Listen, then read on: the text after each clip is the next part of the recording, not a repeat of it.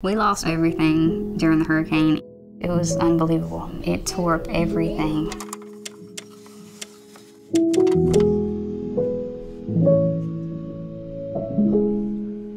So after the hurricane, then we got a FEMA camper. I mean, you can imagine 4 kids in a little bitty tiny trailer. It gets very loud and there's nowhere for them to go, nowhere for them to play.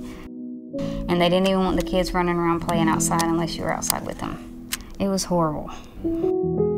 I think I just want my kids to grow up in a home. I grew up in like this really dumpy trailer and I never really had a home. And then I would like for my kids to have a home, so they're not so embarrassed about where they live.